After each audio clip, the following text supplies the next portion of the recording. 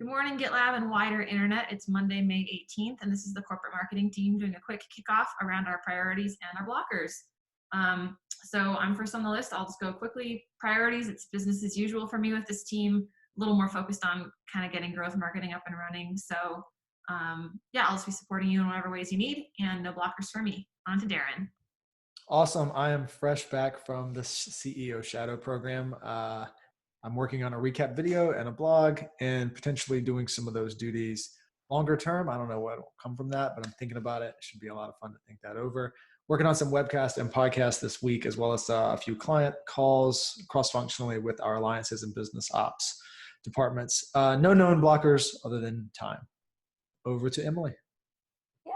So my priorities this week are my CEO Shadow week 2, and then covering and handing over things for Megan on my team, who will be out for a couple weeks.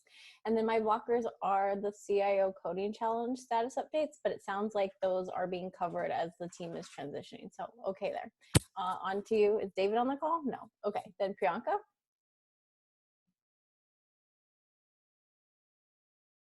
Sorry about that.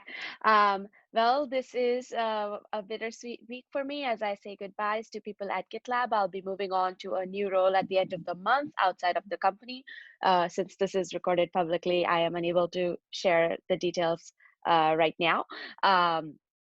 But I'm beginning to hand over tasks and campaigns to David Planella, whose team will be absorbing technical evangelism. I've already kicked off the process with David, and we just have to keep going. The main blocker is #emotions, which is really a lot of what happened to me on Friday as well, but mostly good to go. Thank you. To Christine. So for priorities, this past week, I updated the budget for the old corporate marketing department, put that in there. We do definitely need to take a closer look at it. We're showing us over for the remainder of the year. So at some point we need to all dive into that and get that back down.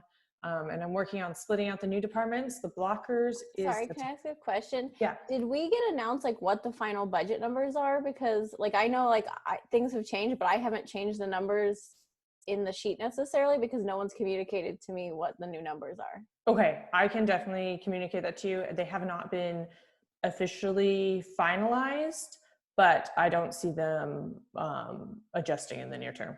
Okay, thanks. Sorry to interrupt. Yeah. Oh no, that's perfect. And then the blockers is splitting out the new departments. It is turning out to be very, very challenging to do mid-year and mid-quarter. When you're considering we have actuals and forecast, our accounting systems, everything like that, you'd think it'd be a flip of a switch, but it's unfortunately very much not. So working through that. So next is Natasha. All right, so priorities. So the DevSecOps survey was announced this morning. So big priority is going to be getting the rest of the press coverage around that. Everyone should share it on social. It's absolutely amazing. Almost 4,000 developers in 21 countries were surveyed for this. And it really talks about like test automation and things like that. It's amazing. Another thing is I'm already in contact with the PR folks over at Priyanka's new venture to talk about how we can seamlessly announce this together and make it look great for both groups. So that's going to be fun. And then I have a sensitive company change that I'm working on from a comms perspective. So my blocker is final decisions around that change so I can do my job from a comms perspective. And then just really making sure that everything's buttoned up for me being out of the office since I will have no cell service. Great, so we have a couple discussion topics. Natasha, do you want to kind of tee off this first one that you've got here? Yeah, definitely. So, so this one I wanted to bring up last week, but there was less of us on the call. So we have an opportunity with the new stack around their Kubernetes Ebook. So since we're not doing KubeCon EU in person, we really missed out on a ton of press coverage. But we still want Kubernetes and multi-cloud, and that whole discussion is still a really huge topic pillar for us to get like brand awareness around anyway. So I've been talking to the new stack about the ebook, and what they can offer, because right now it's $30,000, but we could probably get a bulk discount because we're doing a lot of other programs with them. So I'm looking at different things that we'll get for this sponsorship, but I think what I wanted to know is, Priyanka, you worked on this last year. So I wanted to know, like, what value did you see from that? Because you worked on that before I joined the company. So I'm trying to recall. I must have done like a article or interviews. Do you know? You did. You were quoted throughout the ebook. You did a podcast. You were in an article, and then you ended up doing that series of interviews around Open Source Leadership Summit with Sid. Leading Oh into yeah. that was all before I joined, and that all was all Right. teed up for KubeCon EU. So I was just wondering, like, was that worth the spend that you and Melissa did? Sure. So I can speak to it from the sort of work perspective, because Yeah. Melissa decided on, like, the spend and all of that. For me, it really ended up being like it felt like different campaigns. That's why, like, when you said all the things, I was like, oh yeah, of course. And some of it got distilled into the ebook. That's how I would say it. In terms of, like, specifically, for example, the Open Source Leadership Summit, the media stuff we did there, just by itself, I thought was super valuable, because I think that was the first time Sid gave, I know that was the first time Sid gave the talk about, like, open core business models. And that was the very beginning of that story. And now it's, I think, really come to fruition, where multiple GitLabbers have given, a similar talk. We've been asked to share more about it. So I think that was a really good kickoff for us. Okay. In terms of whether, like, the whole ebook, it, like, kind of, what the numbers were, etc., I don't recall exactly. Okay. But any work I've done with the new stack, I usually, like, think it's Okay. been valuable. That's really helpful. And then I know David's not on this call, but I was going to ask you, so to put this together, we're really going to need SMEs around it, and to, like, kind of lead and drive it, because you guys are helping to influence what's being put in said ebook. And so with you gone, do you think this is something that, like, Brendan O'Leary would be able to, like, lead the charge in, just in terms of, like, doing a ton of the interviews and helping, like, review the content, and kind of helping, work with me to get the word out there, because I know I was going to ask you to kind of work on leading this.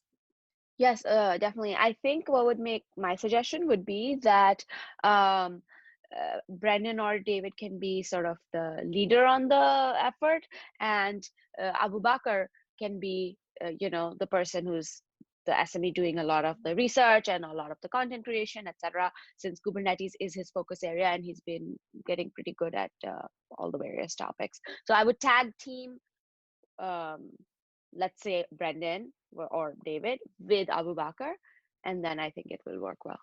Okay, that's really helpful. And then I'll ask David about the value to the open source community. When he's on the call later. But Emily, I wanted to ask you, how has our sponsorship changed for KubeCon EU? Because one of my thoughts around this ebook is, if our sponsorship has changed and we need to get awareness out around Kubernetes and potentially some leads, or at least nurture those leads, this might be a good alternative if we're not going to get a lot from the event.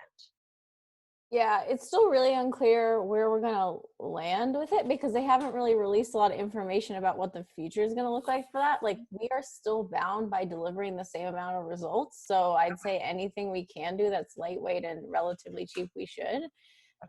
Because, I mean, at this point, my view is, like, we need to start testing things to see what results they're going to drive. And right now we have nothing, and we can't just keep waiting, Okay. Well, that's helpful, because since we're not doing some in-person events, I have a little bit of extra budget, and I want to use it strategically, so it would help overall, like, it would help the larger corporate marketing team versus just, like an easy comm spend. So that's helpful. One thing that I was talking about is we get to use this ebook. We can gate the content, and we can use it for leads on our website, and we can use it afterward, which is great, because the new stack doesn't give us leads, but we can use the content for leads. And then I was on the call with them brainstorming. So I'm going to bring this up to the new general manager at one of the other groups. But So I think that there's whoever the sponsors are, I want to get together with their PR teams and see like, can we send it out to all the media together, or not media, but meetup groups, and can we publicize it through there and let people know like this is going to be like a live cast around it. And so there's a lot of opportunity to get the word out there, where it's not technically like leads from it, but it's a ton of awareness around this topic during this event timeframe. So, By the way, I just want to share one thing. Since we've been talking about, the event going virtual and we don't know what to expect. From what I have heard, Red Hat hosted their Red Hat Summit like some weeks ago. I don't know how much we participated in that, but this is from what I have heard. Sponsor experience was actually really good in terms of the response they got, etc. Now, of course, it's different. Like, we don't know the value of each lead that comes from an online event, so I can't speak to that. I can just speak to volume, and that apparently was really good. yeah, I heard the same thing. Yeah, I just don't know if we have enough data, like right now, like you said, to know how these online leads are going to convert, or like what their life cycle is going to look like at all. So Definitely. Okay. No, this is helpful. So what my next steps is, I'll start an issue. I'll compile all potential value promotion capabilities we have. And then Emily, I'll tag you, and then Priyanka, I'll tag Brendan, David, and Abu Bakr in it. But Emily, this might be a way to kind of give us a safety net just in case we don't get what we need from that event. At least we have some safety net around the topic of Kubernetes in that same time frame. sounds great. Yeah, I love anything we can do to diversify. So let's do it. I look forward to that. Okay. With this work that's going to happen, like, are you folks considering maybe starting a little earlier than the event, because July is the Kubernetes birthday, right? And so if you started a little earlier, then August, by the time the event rolled around, like, we've already done a bit of thought leadership, and maybe there's more chance of sponsorship interaction. Just something to put out there, the birthday thing. Yeah, no, that's a great idea. I really love that. And I know, June is the birthday of when Joe Beta open sourced it. And then July is the birthday of when 1.0 finally came out. And so I feel like there's a lot we could do in June and July and celebrate. And then I was going to tap Brandon Young, just because he was at Google at the time, to see what we can do. But what's great about this is if we do the sponsorship for the ebook, as well as our other sponsorships, it might be a little easier to say, like, to the new stack, if they're doing anything around those Kubernetes anniversaries, to involve us. So I love that. I'll make sure to add those in as pre-promotional ideas. Thank you. Awesome. Great. Any other comments on that before we just switch to the next item on the list? Cool. I just had a question for Emily, and maybe this for the rest of the group, which is, just, do you need anything now that you've done a week of shadowing and you're into your second week? Is there anything you wish you had asked for last week? No, I'm great. Everyone's been really, really supportive. So thank you. Just continued help. This will be my rally cry of, please help support the CFP and start promoting it to your network. Any outreach is helpful. So thank you. I actually have to hop now, but thanks everyone. I'll talk to you guys later. Bye. All right, so my next item is around, I'm starting to spend more time in the marketing handbook finally, as I get into week 3 of the new role, and then I think it's like week 7 of this team. And I just am seeing the handbook is just outdated in a lot of places for marketing. Since you're leaving, Priyanka, this especially is relevant to you, to capture anything that you know that is maybe hasn't been documented. But I think we may need to do some kind of working session. I know we've talked about having an offsite, so maybe it's part of that agenda. But I just wanted to take the temperature on interest in this, and just, is anyone else seeing this? Do you update the handbook very often? 'Cause I'm not getting a lot of handbook MRs from y'all, so I think probably our handbook just needs some love. Anybody have any thoughts on that? This is really funny that you brought this up, because Darren MR'd something a couple weeks ago, and then I was like, oh, this reminds me, I need to put Jacqueline on this. So I'm trying to find opportunities for Jacqueline while executives aren't out speaking and she's not creating a ton of presentations, that will give her a ton of experience of things that we do. like MRs and handbook updates and things like that. So one of the things that we're going to be doing on the comms team, because we are horrible at updating the handbook because we get too busy and it goes by the wayside all the time, is to go through this like outline for the comms team update and update it. So yes, this is like, it's literally on my to-do list to hand over several updates to Jacqueline to make over the next week. So this is like perfect timing. Awesome. And if you need help or people need training, please just don't assume that you have to be good at this. Like if you haven't done MRs in a while, it can feel kind of rusty. Like you've got me and Darren here who are like absolute beasts when it comes to editing Markdown. So we will help you. And I'm sure there's many other people who can, but you have both of us to help you, right, Darren? We can enable a lot of folks to do more handbook stuff. 100%.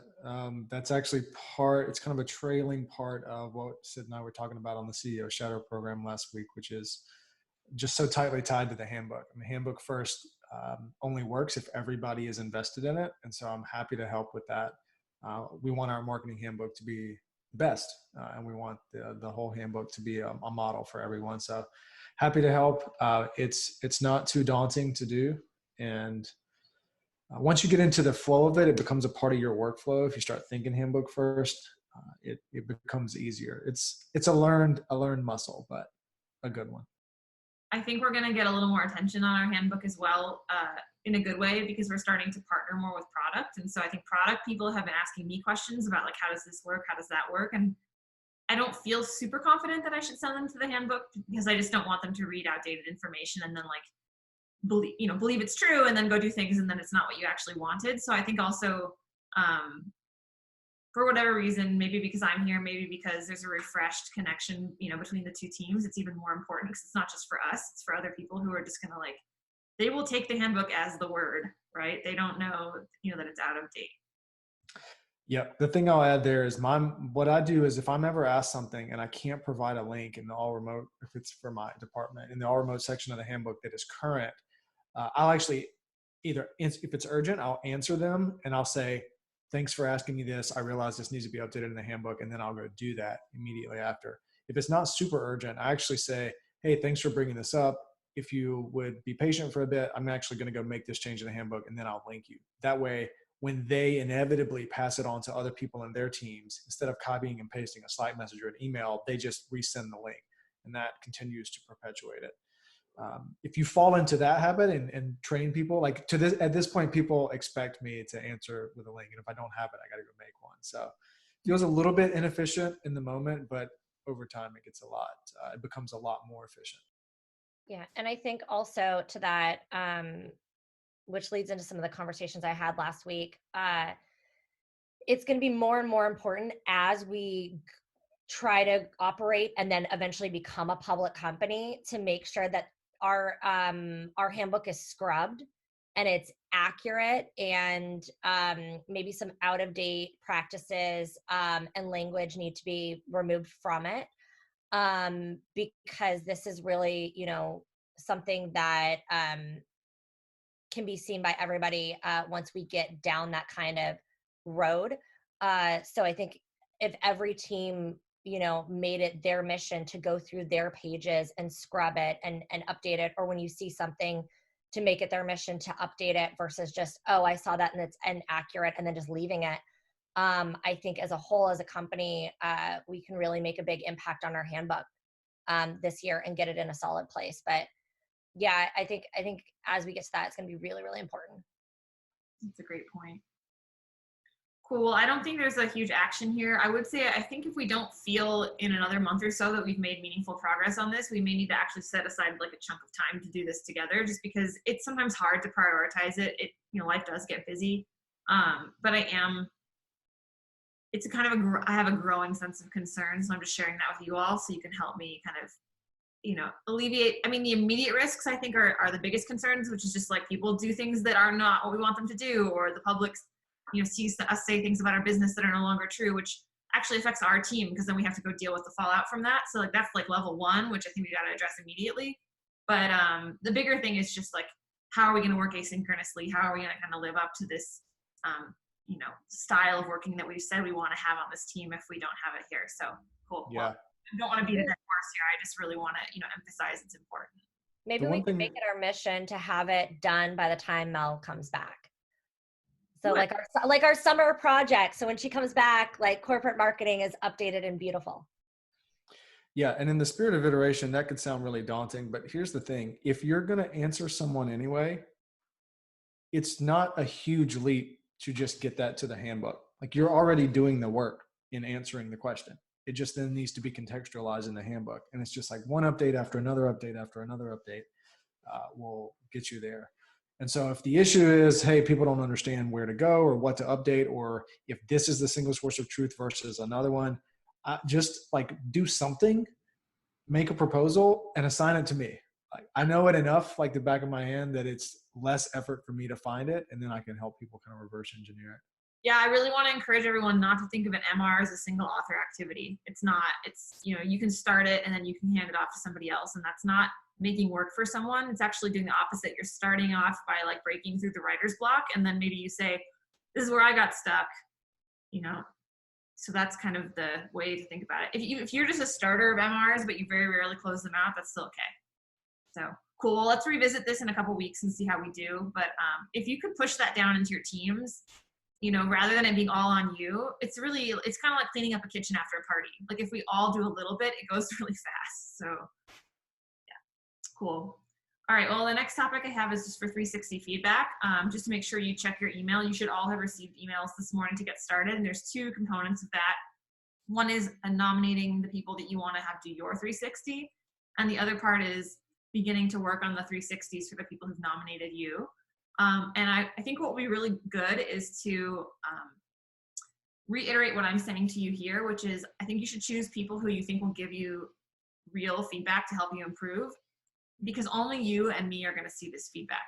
So this isn't like your review has nothing to do with your comp, and it has really nothing to do with like your external status or what anybody else knows or sees about you. This is really for you to get feedback. So like if you've had conflict with someone in the past year and then had to resolve that and keep working together, your first reaction might be like, I don't want to get reviewed by this person because they're not going to have nice things to say about me. That's actually the most valuable people that you want to reach out to. So I would just reflect on who have you gone through growth and learning with, and maybe it hasn't always been so smooth.